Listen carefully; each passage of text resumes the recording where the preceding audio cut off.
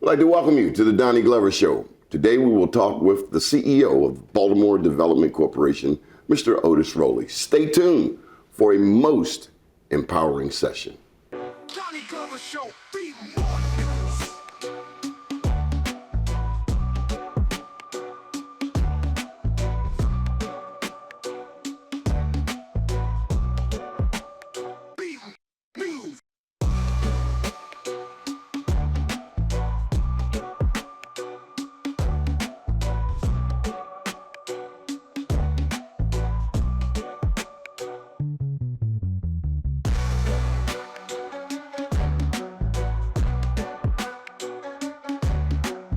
I'd like to welcome you to the Donnie Glover Show. Mr. Rolley, how are you? Good to be here, Donnie. Good, good. How does it feel?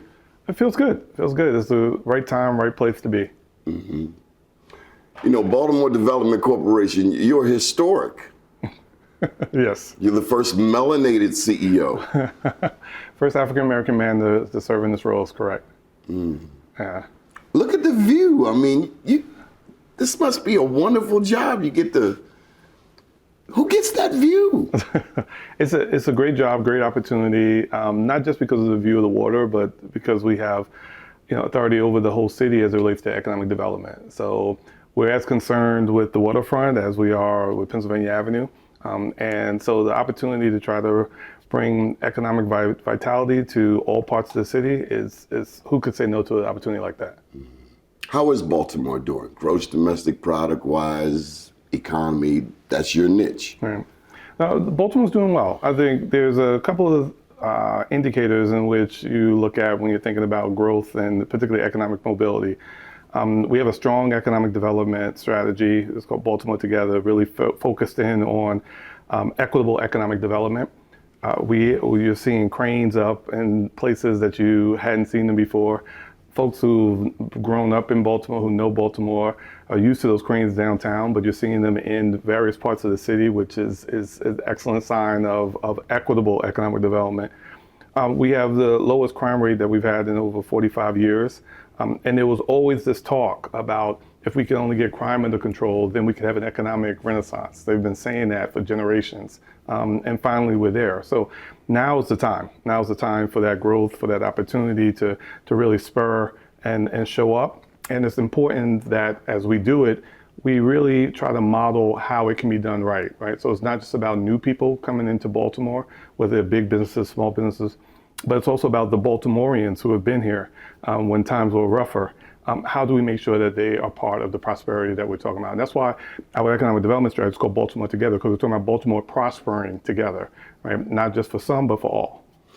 Let's be honest. Your part of your assignment is helping, to my understanding, helping to reverse something that started in 1910 when the mayor was J. Barry Mahul. He introduced an ordinance saying blacks couldn't move into white neighborhoods, whites couldn't move into black neighborhoods. It was the beginning of redlining. Have we ever, like an addict, addressed this issue? Head on, actually. I think we have a mayor who has not put his head in the sand. Mayor Scott has made it very clear this was the birthplace of redlining, and it's actually also going to be the birthplace of equitable economic development done right. And in both of those cases, there was real intentionality, right? So the redlining there was intentional policies, programs, practices that restricted our ability to advance economically. It wasn't just hearsay. It was literally built into the infrastructure, into the DNA of our government and our private sector. The mayor has been very clear as it relates to economic development moving forward, particularly on his watch, that we have to be as intentional. So how can I make sure that our policies, programs, and practices are thinking equity first, not equality, but equity, right? And the difference there being when you think about what has and has not been done, it's not about every district, every city, every neighborhood, having the same thing. It's really about looking where there's been disinvestment and doing a little bit more there, right? And that's what equity is about, right? And so when we talk about an equitable economic development, it's really with a recognition of redlining, not a denial of it. And I think that's what we see here in terms of the municipal government, in terms of our business sector. There's a real ability to stand up and not be in denial about what happened in the past, because we can't shape a future that's going to be for all Baltimore if we are in denial about what happened in the past. I have a theory. Tell me if I'm wrong. Okay. That when we only invest in the harbor, when we only invest in the 2-3 square mile radius around the harbor downtown, when we only invest there and we don't invest in West Baltimore, we don't invest in East Baltimore, we have had the mindset, oh, fix the harbor, make the harbor attractive, and tourists will come. Mm-hmm. And I think in that we have forgotten that the number one tourist, the number one customer, are those people that live in East and West Baltimore. Am I wrong? You're not wrong, right? The false model of kind of trickle down economics, it did not work nationally, right? It did not work in Baltimore. So the belief that if you just invest in the very wealthy, this is trickle down economics, Ronald Reagan and many others, if you invest in the very wealthy, they're going to create jobs and opportunity that's going to benefit everybody else. Didn't happen in the 80s, didn't happen in the 90s, it has not happened now, right? In fact, we have more economic disparity, and the gap is larger now than it's almost been ever in U.S. history. We saw some of the same practices, not just in Baltimore, but in many municipalities where, if we can just invest in downtown, we'll get enough revenue, enough resources to spread around the rest of the city. And we saw that that didn't work. You recall, there was a time when millions and millions of people would come into our harbor, right? We were the model for harbor redevelopment around the country, not just around the nation. South Street Seaport wouldn't exist without looking at Baltimore as a model of excellence. And so tons of places did the same type of thing with the hope and expectation that you invest there, you'll raise enough resources that you'll be able to spread everywhere else.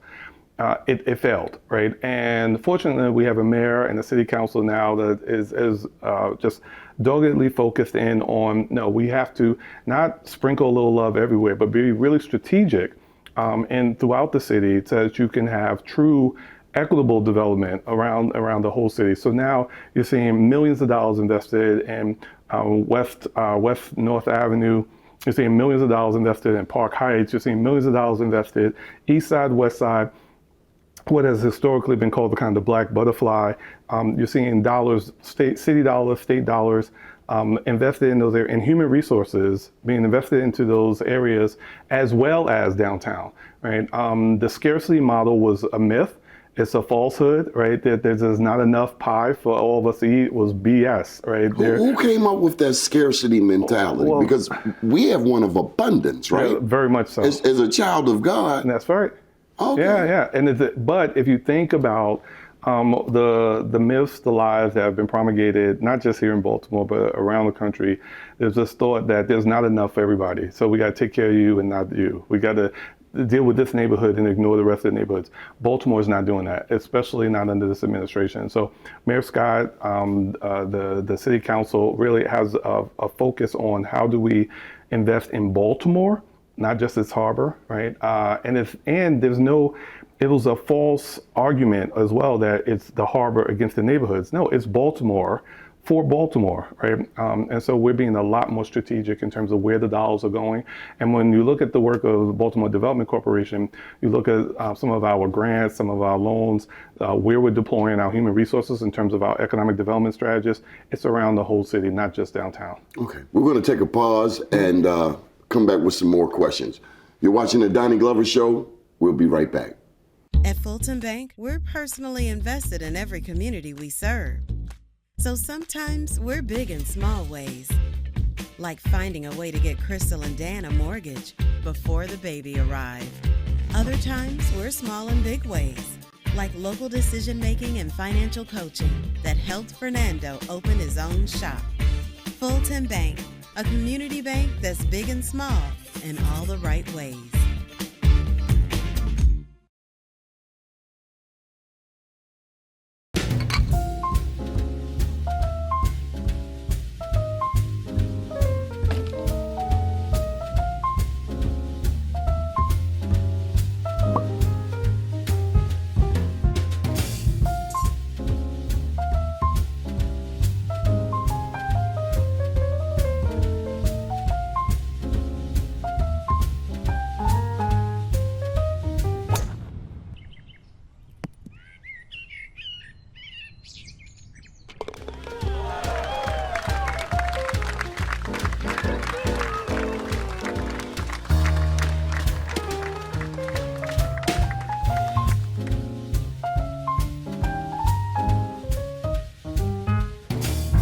why. It's something amazing. Something amazing. There's something amazing going on here in West Baltimore. Next phase for some of your best soul food. 3 chefs catering for the best Jamaican food in the world. In a cure of that sweet tooth, try Crazy Sweet Desserts. If you're looking for some great seafood and wings, come to Dree Street Cuisine. And they save the best for last. For sandwiches, smoothies, or salads, come see us at D&B Deli. There's something really amazing going on in West Baltimore, here at the Mill. Great food, great drinks, great times to be had by all. It's definitely something amazing going on North Avenue, man, and it's called the Mill on North. You got to come through. You got to check it out. Family friendly is enough for everybody. Come check it out. It's an amazing place to come and visit. Come and check us out. We'd like to welcome you back to the Donnie Glover Show. Mr. Rolley. Yes, sir. Jobs, jobs, jobs. So I did my scan. I looked at the gross domestic product of Baltimore City, what we create, how that looks nationally. I mean, we're not in the top 10 of the most economically booming cities, but we're a smaller city. I mean, we're not as big as, San Francisco, I imagine, Los Angeles, New York, bigger cities. But nonetheless, you're still in the top. How do we create jobs? Well, first of all, I was really pleased. Fairly recently, we were in the top 10 listed of places for college graduates to get jobs, right? That after you graduate from college, we weren't number 50, we weren't number 100, we were in the top 10, right? Telling folks that if you have your bachelor's, this is the place where you can get a job and live well, right? And namely Morgan, Coppin, University of Maryland, UB. And not just Loyola. in terms of our local colleges, but it was a national. It was a national article saying to Americans, like, look, you graduate and you're trying to figure out where to go, and you're looking for jobs, you should come to Baltimore. So that was great recognition about how strong our local economy is. Number one. Number two, 80% of all jobs that are created by small and mid-sized businesses, and that's nationally. You often hear about the Apples and the Amazons, right? You often hear about economic development agencies really chasing what are called the whales, right? Those creating thousands of jobs and opportunity. But if you really want a sustainable economy, if you're serious about economic health and economic mobility, you really do actually focus in on small and mid-sized business, because the bulk of those jobs that would be created would be by them. And so that's how we're trying to allocate our resources. So in terms of our technical assistance, our contextualized technical assistance, in terms of our loans, our grants, the support that we're providing as people are looking to expand and where to open up a business, is really focusing in on those small and mid-sized businesses. Now, when the whales come, of course, we want to give them love, but it's not our top priority. It's one of many. So you go after the whales, the minnows, Yes. In the trouts, and really just try to figure out how to meet them where they are. But if you're serious about jobs, it is really focusing in on small and mid-sized businesses. I got to ask you about this new Baltimore. Otis, Rolley, your neighbor, Shalonda Stokes, Mr. Thomas. I'm seeing David Bramble. We've never had blacks in such positions before in a majority black city, although we've had a litany of black elected officials. What does this mean for you? What does New Baltimore mean to you? I think I get excited anytime I'm seeing any place, any economy, any job center really focusing in on a meritocracy, right? That the best is starting to rise up. Now, and in no way trying to put myself up, but when I look at folks like Shalonda, Downtown Partnership, the David Bramble at MCB, Mark Anthony Thomas at the Greater Baltimore Committee. When I look at Mayor Brandon Scott, I'm just seeing the Blackity black. I just see the best who have a focus and attention on Baltimore. They're coming both with a loyalty and a love for the city, as well as a high degree of competency and intellectual capital and intellectual curiosity. And I think that's why when I say to folks, the timing is right.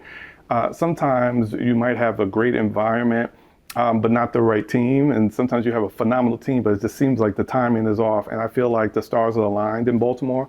We're seeing just top talent in so many different areas. Our Mayor's Office of Employment Development has a phenomenal leader. Our Department of Transportation has a phenomenal leader. I just think we're in a time and space where people where there's a loyalty and an ambition, not for themselves, but for the city, and a high degree of competency. And I think that we're going to see a net result to that. We're going to see the Renaissance being one that's not a year or two, right, but one that's generational. How do we get an upwardly mobile, educated, college educated, home owning, voting Black woman to move to Baltimore City? How do we get, I think, she want to live in Owens Mills. She want to live in Randallstown. Right. And I say, oh, let's buy this house on Carlton Avenue. Actually, I'm seeing others, non-Blacks, Latinos, white people moving to the inner city. I think we chase integration, but it's.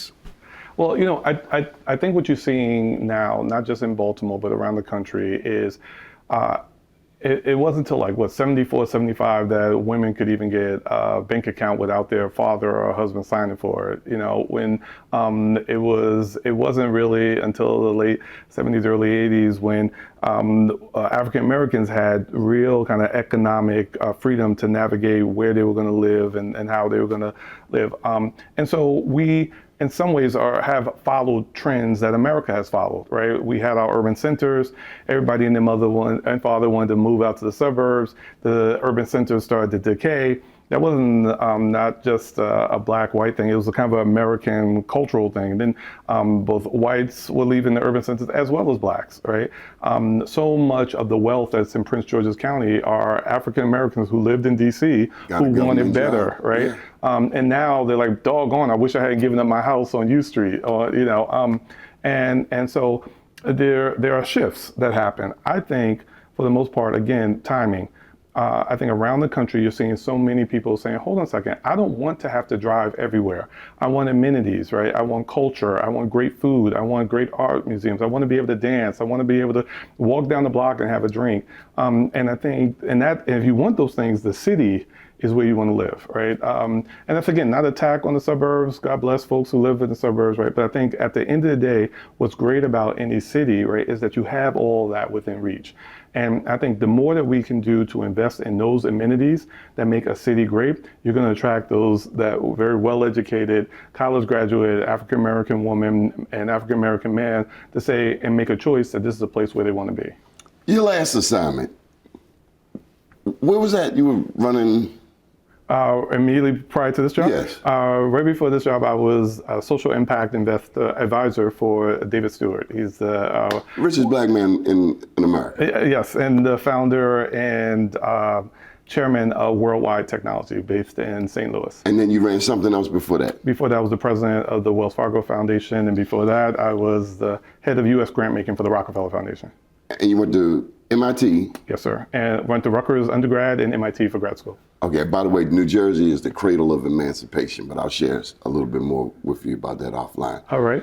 Given that pedigree, what brought you back?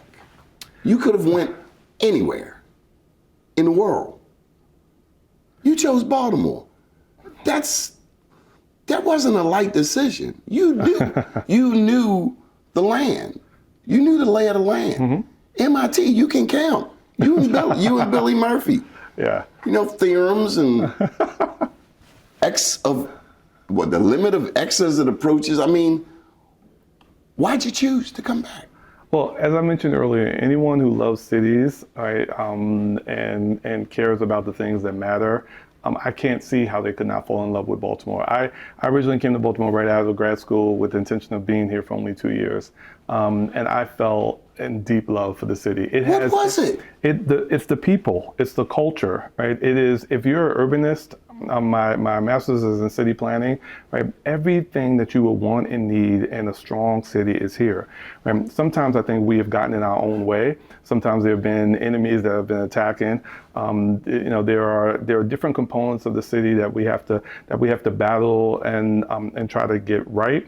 But if you look at it, from the bird's eye view, this is a phenomenal place, right? We have phenomenal parks, phenomenal people, phenomenal restaurants. We have class and culture, and we have charm, right? And it's just, with over 200 neighborhoods, it's literally something for everyone here, right? And so for me, I've traveled the world. I've had a great opportunity to work with mayors around the country, with city leaders around the country, with various businesses, and I just think it's the best city in the country. I'm biased, but I'm also informed, and I love this place. And when I see a place of potential and hope, both with already, I wouldn't even say it's a coal, that's turned into a diamond. I see the diamond already, right? And I think we've had the pressure, right, that has created this diamond over centuries, right? And so that's why I could talk all day about Baltimore, but I just think it's the right place at the right time, and proud to own a home here. Super proud. My daughter's about to buy. My oldest daughter is about to buy her first home here.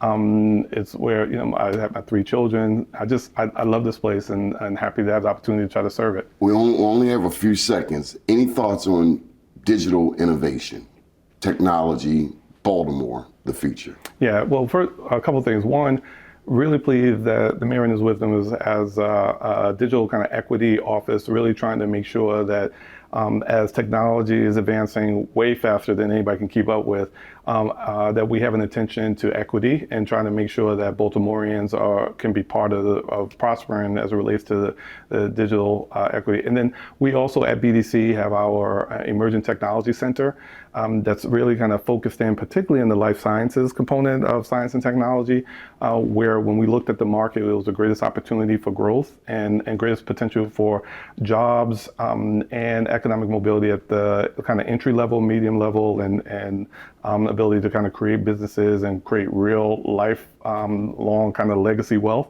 And so we're focusing a lot of our dollars and human resources in the life sciences area particularly. But it's both an attention to digital equity at a citywide level, and then on the business to business, right now we're trying to be really smart and focusing in on life sciences. Well, you have a lot to work with. You have trains coming through here. You have BWI. You have the port. No doubt, I'm sure you want to see the bridge fixed. And but you have to do this all in the midst of an interesting political climate in Washington, D.C. But we know if anyone's cut to do the job, it's you. I appreciate that. Good deal. Thank you for joining us today, Mr. Rolley. Thanks for the opportunity. I want you to stay tuned. We'll be right back in a moment. Hi, it's something amazing. Something amazing. There's something amazing going on here in West Baltimore. Next phase for some of your best soul food. 3 chefs catering for the best Jamaican food in the world. In a cure of that sweet tooth, try crazy sweet desserts. If you're looking for some great seafood and wings, come to Dree Street Cuisine. And they save the best for last. For sandwiches, smoothies, or salads, come see us at D&B Deli. There's something really amazing going on in West Baltimore here at the Mill. Great food, great drinks, great times to be had by all. It's definitely something amazing going on North Avenue, man, and it's called the Mill on North. You got to come through. You got to check it out. Family friendly. It's enough for everybody. Come check it out. It's an amazing place to come and visit. Come and check us out.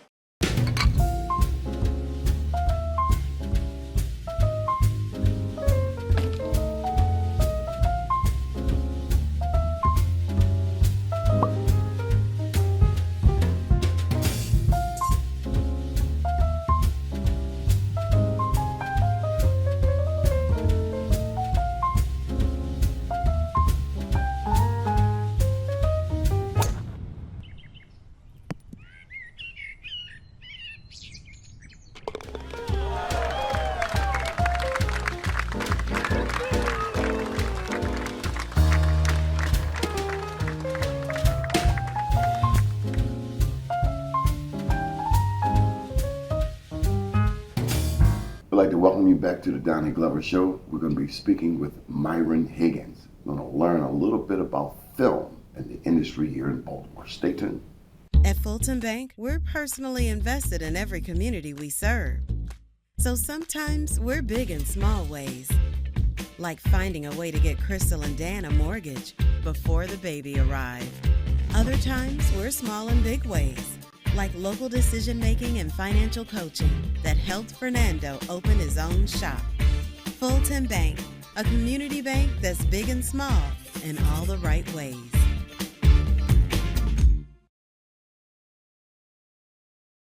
Welcome to the show, Myron Higgins. Oh man, pleasure to be here. Some people know you by other names. Yeah, Mafia Shakur, son of Baltimore, S-U-N of Baltimore.